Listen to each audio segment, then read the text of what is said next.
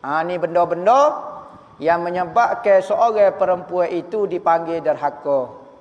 Maka kalau kita nak jadi isteri yang solehah, tak usah duk tengok orang, tak usah duk tengok suami kita, kita nak jadi kau isteri solehah. Isteri solehah itu bukan dengan pengiktirafan suami kita. Kita baik dah, suami kita tak terima kasih. Kita khidmat dah, suami kita tak puji kita. Kita dipanggil isteri solehah. Dapat pahala 100%.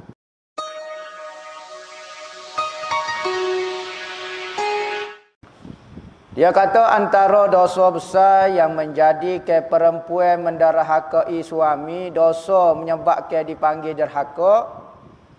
Ketahuilah bahawa beberapa ulama telah memfatwakan pada perempuan yang menderhakai suaminya seperti berikut. Ulama kata orang yang buat benda lagu ni hukum dia menderhakai suami. Antara dosa besar yang menjadikan ia menderhakai suami dia, dosa-dosa yang menyebabkan perempuan itu dipanggil perempuan yang derhaka. Pertama, menegah suami dia, menghalang, tidak reda, tidak suka, enggan daripada mengambil kesukaan. Dia halang suami dia daripada ambil kesukaan pada tubuh dia. Maka derhaka. Dosa besar. Bukan dosa besar, bahkan Nabi sebut mana-mana isteri yang halal daripada suami dia berseronok dengan tubuh dia, maka hukum dia malaikat akan laknat dia sehinggalah suami itu redha kepada dia. Selagi mana suami dia tidak redha, selagi itulah malaikat duduk laknat kepada isteri yang tidak beri, enggan menyerahkan tubuh dia untuk suami dia mengambil kesukaan. Kerana apa? Kerana suami ketika mula-mula akad nikah dengan ayah dia dulu, apabila ayah dia menyerahkan anak perempuan dia kepada suami, maka suami bayar mas kahwin. Suami bayar mas kahwin. Maka bayar mas kahwin tu untuk balasan apa? Balasan dia adalah wajib bagi isteri menyerahkan tubuh dia. Maka suami bayar dengan mas kahwin. Sebab itulah wajib bagi isteri apabila suami kata awak, contohnya lah, awak pecak kain, wajib isteri kena pecak kain. Tapi kalau isteri kata kepada suami, abang, pecak kain sekali, abang kata tak zee. Mampu malah. Tak apa. Dan tidak berdosa. Kerana apa? Kerana suami yang bayar, isteri yang servisnya. Bahagian servis dia nya isteri dia. Maka kalau dia tegah suami dia daripada berseronok dengan tubuh dia, maka haram berdosa. Kerana matlamat perkahwinan adalah nak menyalurkan nafsu yang Allah Ta'ala beri kepada lelaki ataupun perempuan, kena pada matlamat dia.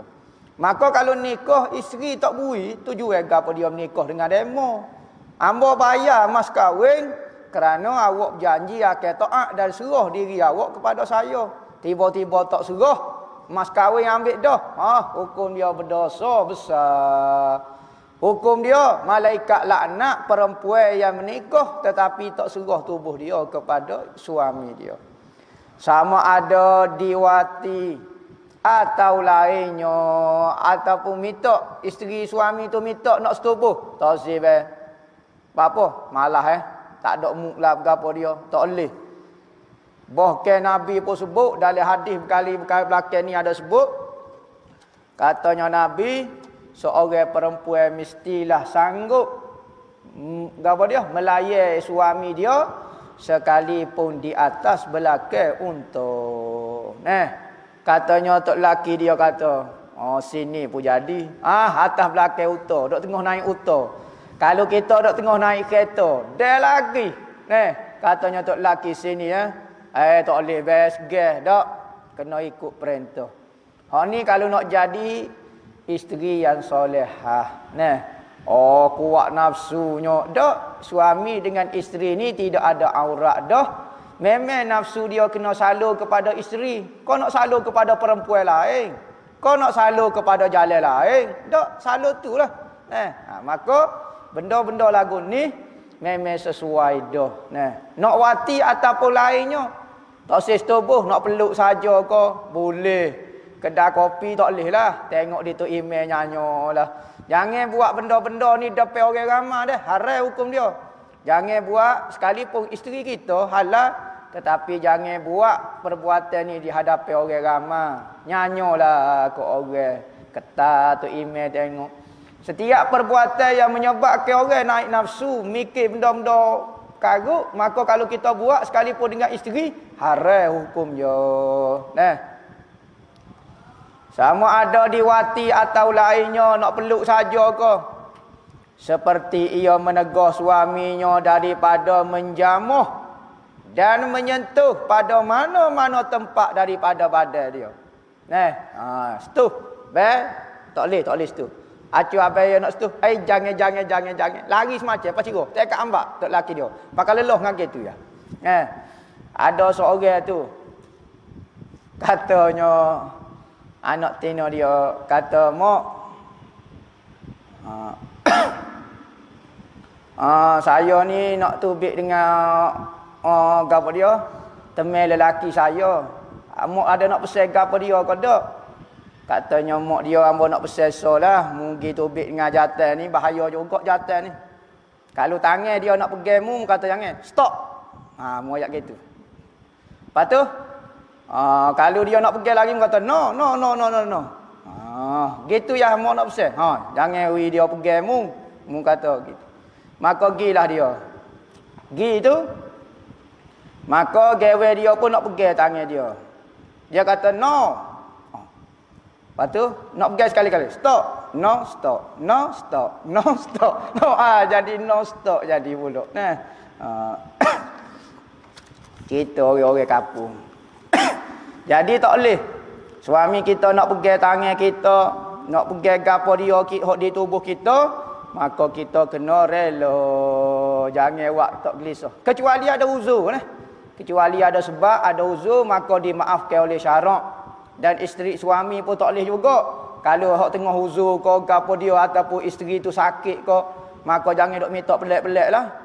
Isteri tengah uzur pun nak juga tak boleh Maka kalau tidak ada sebagai uzur, wajib dia menyerahkan tubuh dia untuk disentuh ataupun disetubuh. Tu bagi perempuan. Kalau dia tanpa sebab gapo-gapo dia tidak rela suami dia menyentuh dia, maka hukum dia berdosa. Bukan kata sekadar berdosa, bahkan gugur nafkah dia. Dipanggil nusyuz. Apa maksud nusyuz? Perbuatan dosa seorang isteri kepada suami bukan sekadar dosa, menyebabkan gugur nafkah. Ada perbuatan ni berdosa saja, tapi gugur nafkah tidak. Masih tetap suami kena beri nafkah kepada dia.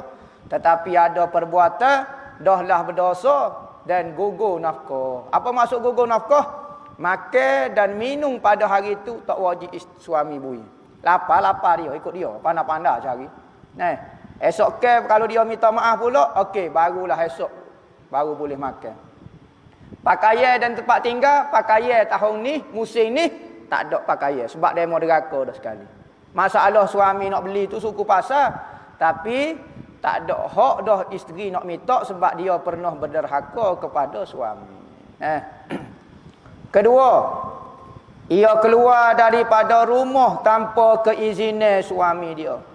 Keluar daripada rumah tanpa keizinan suami. Suami duduk rumah, tiba-tiba dia keluar daripada rumah. Ataupun suami tak ada rumah, dia tubik pergi maidin, dia tubik pergi derak, dia tubik pergi mana, tak minta izin suami, maka berdosa keluar daripada rumah. Dan tidak dapat izin daripada suami, lebih-lebih lagi ketika suami berada di rumah. Tubik nak pergi derak kau tu, derak kau ni, maka kalau suami kata awak tak usah tubik, jangan dok tekanlah suami. Abang tak wi saya tubik gini. Tak ada hak suami itu menahan isteri daripada keluar rumah. Masalah nak pujuk lagi suami tak apa, tetapi ada hak suami menghalang isteri daripada keluar daripada rumah. Kerana matlamat isteri duduk dalam rumah. Apa faedah kata dia hidup derak kat neraka.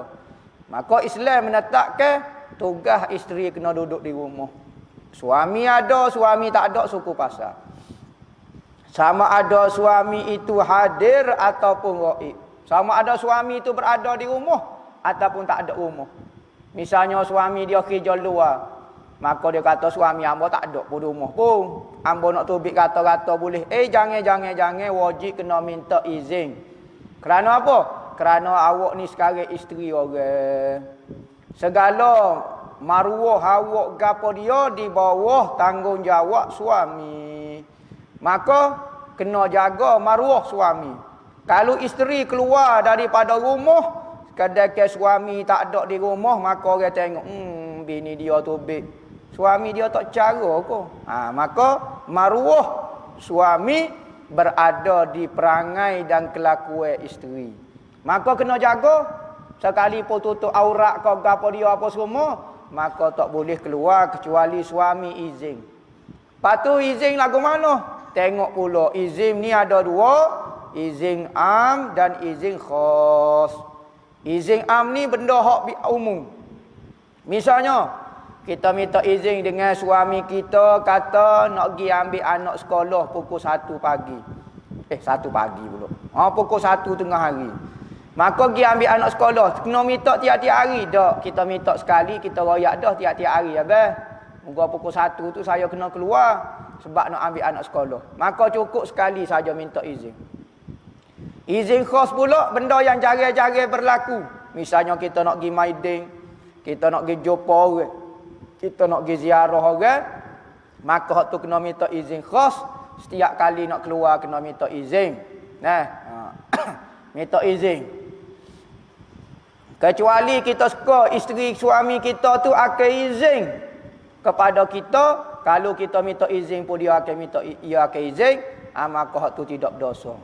Tetapi kalau kita tidak tahu suami hamba suka kodok hamba tubik ni, suami hamba reda kodok maka lagu tu kena minta izin, wajib hukum dia. Atau keluar kepada majlis zikir, tak boleh juga.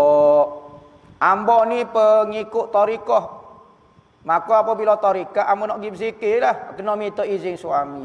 Kalau suami kata bola duk berzikir dan mau jadi wali dah, bola duk berzikirnya, nak pergi juga tak boleh hukum dia. Kalau dia pergi hukum dia haram. Kerana apa? Kerana berzikir ni sunat, tetapi taat kepada suami itu wajib. Tetapi biasa benda hak wajib ni benda payah dibuat oleh perempuan. Benda hak sunat-sunat ni aktiviti luar rajin benar dia. Jadi ketua muslimat lah, jadi ketua pemudi lah, jadi begoni lah, aktif di luar tapi dalam rumah malah. Kecek dengan suami pun sambil-sambil lagu tu ya.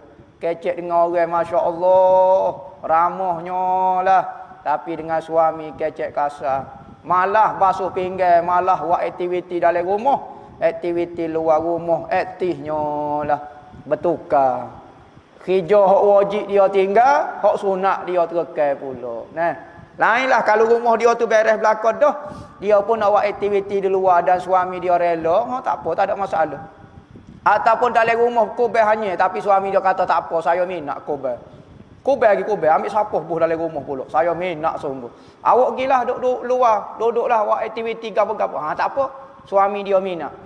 Moga suami dia beranak dalam sapuh misalnya contohnya. Atau kepada majlis mempelajari ilmu yang bukan fardu ain. Bukan ilmu fardu ain. Kalau ilmu fardu ain, tak ada hak suami nak halal kerana ada hak lebih besar daripada hak suami, iaitu hak Allah Ta'ala. Maka wajib atas setiap orang Islam memenuhi, buat apa yang Tuhan suruh. Ngaji ilmu fardu ain, ngaji fiqh, ngaji tauhid, ngaji tasawuf, sekalipun suami dia marah dia daripada keluar. Tapi kalau lah ni tak payah keluar dah dengan melalui live YouTube lagu ni, tak payah keluar dah. Tapi kalau terpaksa kena keluar, maka tak ada hak suami. Kalau suami tak rela sekalipun dia supah setara mana pun, maka isteri boleh keluar dan tidak berdosa. Bahkan suami hak halal tu pula jadi kau berdosa. Kecuali suami pandai mengajar ilmu fardu ain. Dia mau tanyalah soalan gapo-gapo kamu boleh jawab belaka. Maka tak perlu lagi keluar nak mengaji dengan orang lain. Maka tiada dikira derhaka apabila keluar kalau belajar ilmu fardu ain ke gapo, maka tidak dikira derhaka. Jika ia keluar kerana belajar hukum haid, tak dikira derhaka. Tok laki dia mengaji, tanya masalah haid tak boleh. Lepas tu, hamba kena tubik mengaji dengan orang lain, kena pergi benadah dengan orang lain. Wajib. Haid ni apa kena belajar sebab ada kaitan dengan ibadat fardu kita. Ibadat sembahyang, ibadat puasa, ibadat iktikaf ke gapo, maka dia ada hukum mengenai haid ni. Maka kena belajar. Dan nifah pula hamba orang Tino ni ada bab nifah beranak lagu mana nifah pun tak reti, tok laki dia pun tak reti, maka wajib suami memberi pelajaran agama. Sama ada dia nak wis sendiri ataupun kebenaran kepada isteri dia untuk pergi belajar pak orang lain. Dan sekalian ilmu fardu ain tidak dikira derhaka belaka. Belajar ilmu fardu ain, ilmu tauhid, ilmu fiqh, ilmu tasawuf. Ilmu nahwu tak wajib. Ilmu hadis tak wajib. Ilmu tafsir tidak wajib. Ilmu sirah tidak wajib. Ilmu qiraat tidak wajib. Ilmu baca Quran tak wajib. Hok baca Fatihah wajib. Kalau tak erti baca Fatihah, wajib dia kena keluar. Kalau isteri suami dia tak boleh hajar, wajib dia kena keluar. Manakala belajar surah lain, tak apa. Kalau suami dia kata awak tak payah lagi ngaji, awak duduk rumah. Saya tak pandai mengaji Quran, tak apa. Lepas tu Fatihah awak pandai dah? Pandai dah, boleh semaya, tak apa, tak ada masalah apa. Bahkan wajib ke atas perempuan itu keluar bagi mempelajari segala fardu ain. Bukan kata boleh keluar, bahkan wajib keluar. Isteri itu wajib keluar, jangan duduk dalam rumah. Kalau isteri suami itu marah pergi mengaji, wajib kena keluar pergi belajar ilmu fardu ain. Lah ni terbalik. Suami lari pergi ngaji fardu ain, tak boleh pergi. Apa suami saya lari? Suami awak lari pergi maiding, saya lawan. Maiding, tak boleh. Saya tak dengar kata. Apa duk biar saya duduk dalam rumah? Saya nak pergi maiding. Saya nak pergi derak. Saya nak pergi shopping. Saya nak pergi jalan-jalan. Lawan pula suami kerana benda lagu tu. Kerana ilmu fardu ain. Tak boleh. Apa awak tak mari ngaji? Kesian awak fardu ain. Suami saya tak bui, tak boleh lah. Malah lah nak baloh. Kalau pergi maiding, maiding saya lawan. Hak ni jadi pening. Suami pun, isteri pun mabuk juga. Fardu ain wajib kena keluar. Dan haralah atas suaminya menegahkan isterinya. Harai pula suami berdosa kerana halal isteri dia daripada nak berkenalan dengan Tuhan, nak mempelajari ilmu hak fardu ain atas dia, nak belajar cara mana ibadat dia yang betul, lagu mana nak belajar ilmu tasawuf hati yang betul. Maka harai atas isteri suami halal lagu tu. Daripada keluar, harai suaminya menegah isterinya daripada keluar kerana hendak menuntut ilmu fardu ain. Harai berdosa. Jika si suami itu bukan orang alim, kalau dia alim dia boleh hajar dah, tak apa. Maknanya belajar dengan saya lah. Tak usah duk pergi gelenyar lah mengaji dengan ustaz-ustaz tu. Awak bukan nak pergi mengaji sangat, duduk ita ke ustaz tu pula. Ngaji dengan saya lah. Saya tok laki awak, ita saya sudahlah. Tak sih, tak puas hati nak pergi ngaji dengan ustaz selebriti. Nak pergi ngaji dengan ustaz hok semak tu. Lepas tu saya supaya nyepak ni tak sih. Tak boleh. Ngaji dengan tok laki dia kalau dia alim. Orang lain ni banyak jenis juga. Pilih ustaz hok semak pun ada juga. Kalau ustaz hok tua-tua, hok tasawuf tak sih dengar. Kalau ustaz hok muda-muda hok semak agak pas lekat dengan anak murid. Pas macam-macam duk ngadulah soalannya. Soalan rumah tangga, soalan dalam kain punya mesyuarat juga. Tanya masalah kepada. Kena pula ustaz-ustaz hok muda pula. Allahu Rabbi ujiannya lah. Kalau hok menadah tu mokcik-mokcik tak apa. Mari hok muda-muda Allah ujian Jadi kalulah tak perlu dah kita keluar, cukup dengan suami kita, maka tak perlu. Lainlah kalau suami kita pun tak erti apa, dia ibadat pun tunggal langgar, maka kita pergi belajar dengan orang alim, wajib hukum dia. Tak ada istilah suami nak halal, berdosa pula dah. Tiap-tiap hari saya nak keluar. Dah tak lepas lagi pada air saya. Nak keluar tiap-tiap hari terpaksa dah. Tiap-tiap hari ada masalah, nak tak makan suami tak boleh pula, berdosa pula. Di samping kita kena tunai hak kita sebagai isteri, sediakan makan minum dia, kelengkapan rumah beres belakang dah, kita pun keluar. Ni pergi mengaji fardu ain wajib juga. Lepas tu nafkah. Cara ke rumah kau gapo dia? Kena cara juga. Jadi kena balance lah. Nak keluar apa keluar juga. Nak agak sejak ya duduk rumah. 2-3 jam lagi duduk luar. Nak sabar lah.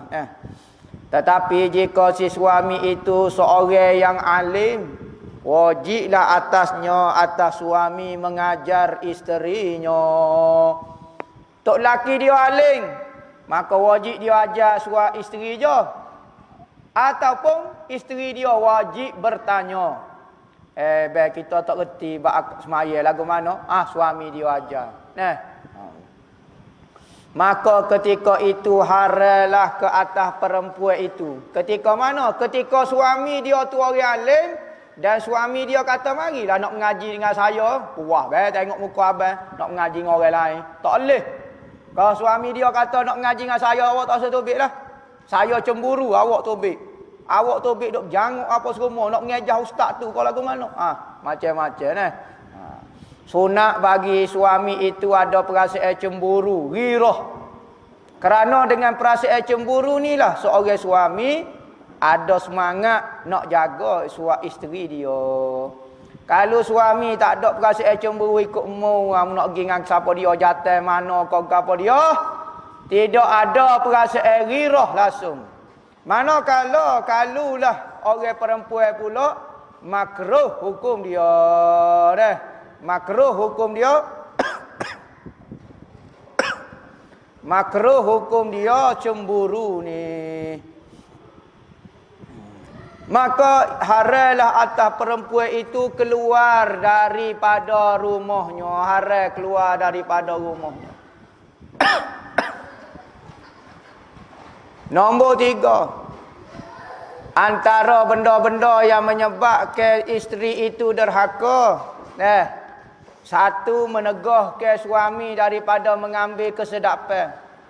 Kedua, keluar daripada rumah.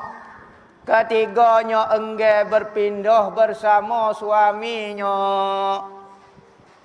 Katanya tok laki dia, awak marilah rumah saya. Tok laki dia kata mari rumah, ajak mari rumah. Tak saya mari nak duduk rumah tok tua dia, nak duduk rumah dia. Kita sewa, kita beli dah rumah, marilah duduk dengan saya. Tak saya tak saya nak duduk dengan mak ayah saya lagi Tak saya duduk dengan abang. Maka derhakalah isteri dengan sebab lagu tu. Kepak je menyelok pintu ketika suaminya hendak masuk kepadanya. Selok pintu. Suami nak masuk dalam biliknya, selok pintu dah pula. Tekan molek beyo. Acu nak masuk dalam bilik, peraknya tutup pintu. Nyo koci dah pula. Tak cakap panggil lah kawan tu. Tak cakap wak miau, miau. Gagu dinding pun tak dengar juga. Maka hukum dia berdosa. Kerana apa? Selok pintu ni tidak benar ke diri dia tak tu. Dia tak izin lah tu. Jangan duk selok pintu, kena open air semacam. Pintu ni ada makna dua. Ada makna pintu sungguh-sungguh. Ada makna pintu lain. Nampak? Jangan halal daripada ni. Nama kiacu nak masuk, perak selok pintu. Jangan. Nyanyalah kok kawan tu. Baru duk berlatih silap apa semua, tak jadi apa, tak boleh nak bersilap. Kelima, meminta cerai, yakni meminta tolak, berdosa dia, minta tolak. Berdosa hukum dia. Cik abang dia molek dah. Orang bertanggungjawab dah. Wi makan dah, nafkah zahir pun bui, pitih pun bui, nafkah batin pun bui, tiba-tiba minta cerai tanpa sebab-sebab yang tertentu. Maka hukum dia berdosa. Hak nilah cerai yang Allah Taala marah. Nabi kata, abghadul halali indallah at-talaq. Benda halal tetapi Tuhan tidak suka, maka perceraian. Kat orang Tino ni, setengah tu orang Tino ni jahat. Lagu mana jahat dia? Okey, dia nikah. Apabila dia nikah, dia minta dengan perlelaki itu mas kahwin yang mahal-mahal. 30,000, 40,000. Maka apabila menikah, setubuh 2-3 kali, dia pun rasa sedap, hak Tino pun rasa sedap, hak jantan rasa sedap. Tanpa sebab apa dia minta cerai. Ha ni cerai hak zalim ni. Cerai awak nyanyo kepada lelaki. Dolar pitih 30,000 dia ambil dah. Setubuh dah be. 3 kali. Jadilah be. Pas kahwin tu, oh saya nak minta cerai. Saya salah ke apa dia? Saya nak minta cerai. Saya ada masalah ke apa dia dengan awak? Saya nak minta cerai. Maka sebab itulah kuasa cerai itu berada di suami. Kerana apa? Kalau isteri ada kuasa cerai, maka sukalah isteri. Boleh mah kahwin lagi. Boleh nak cerai. Nak tukar jantan mana? Boleh tak nak tukar dia. Boleh pitih lagi. Boleh. Sebab tu kuasa cerai berada di suami. Saya tak saya cerai awak. Apa sebab tiba-tiba dia merayu, dia pergi royak ke orang ni, laga apa mengadu, akhir sekali cerai. Maka hukum dia berdosa. Kerana menganyai orang. Wak nyanyo ke orang. Manakala kalau bercerai dengan sebab tertentu. Seperti suami tu jahat. Suami tu sepak dia, jet dia, tumbuk kau siku balik kau tok guru silap pula tu. Nyo karate, nyo lipat wak koci mati, gajah berendai, bahai belaka ular sawo belik. Mau selok kawan tu kau dia. Silap tumbuk lada sikit nyo sepak atas muka. Tu ada sebab. Tapi kalau minta cerai dengan tidak ada sebab, maka hukumnya haram kerana menzalimi lelaki. Mas kahwin awak boleh dah. Setubuh awak boleh dah. Patut awak nak tinggal lelaki tu. Dia nak cari mana 30,000 pula. Hak jantin Allah ni. Orang tinola ni minta mas kahwin 10,000, 20,000. Suruh baca Fatihah siratal labi. Allah lah. Kaki panjang pendek. Nampak gigi tak gosok, minta 30,000. Allahu Rabbi. Lainlah kalau tubuh comel kemain boleh baca qiraat nahwu aling 20 boleh 13 wali pula. Apa hati bayar 30,000. Ni tak tahu putus kayu. Lepas ngaji you ke? You ke apa? FO. Masuk tak reti gola, tak reti tak tahu gapo, reti main TikTok, main handset ya. 30,000 nak demo. Jual. Nabi kata pernikahan yang paling berkah, yang paling sedikit mahal dia. Sekali pun ada hak bagi perempuan nak minta mas kahwin banyak-banyak. Hak tu bak tolak cerai. Maka hak kata jadi haram minta tolak cerai ini, suami tak ada masalah ke apa dia khabar-khabar minta cerai. Khabar-khabar minta cerai. Antaranya adalah suami berkahwin baru. Ada perempuan, abang jahat lah ni. Apa abang jadi jahat? Abang nikah baru. Nikah baru tu jahat ke? Nikah baru tu zalim ke tak? Tak. Maka kalau semata-mata alasan berkahwin baru, hak tu tak boleh. Tidak jadi zalim seorang lelaki berkahwin baru. Nikah 2, 3, 4 tidak jadi zalim. Tetapi kalau dengan nikah baru dia paksa isteri dia, gapo dia ikutlah, gapo-gapo dia. Main perasaan brainwash isteri dia sampai jadi tekan nak bunuh diri lah apa dia, suruh salah dengan isteri muda lah, suruh gini suruh apa dia. Hak tu bab lain pula. Tapi semata-mata berkahwin itu tidak ada alasan untuk isteri minta cerai. Kerana berkahwin baru itu adalah sunnah Nabi. Kalulah kita kata berkahwin itu, nikah baru itu adalah zalim, Nabi lah bapak zalimnya. Dah Nabi nikah berapa? Maka Nabi tak pernah ajar menzalimi perempuan. Nabi nikah ramai tapi Nabi tak pernah buat khianat ke orang. Maka kalau seorang lelaki boleh nikah ramai dan tidak menzalimi perempuan, nafkah dia bui molek, zahir batin dia bui molek, giliran bui molek dah, kecek pun lemah lembut dah, pandai jaga hati isteri, maka tak ada alasan semata-mata awak berkahwin duk baru jadi jahat. Tok Qadi tanya, dia pukul ke awak? Tak pukul. Lepas tu dia ada curi duit awak ke tak? Tak curi. Lepas tu buat apa awak nak cerai ni? Sebab dia nikah dua. Lepas tu nikah dua. Dia ada malam-malam dia tak mari tidur dengan hamba. Dah nikah dua, dia kena bagi dua lah, kena faham lah. Maka tak ada alasan seorang perempuan dan dikira berdosa juga kalau dia minta cerai dengan sebab alasan itu semata-mata.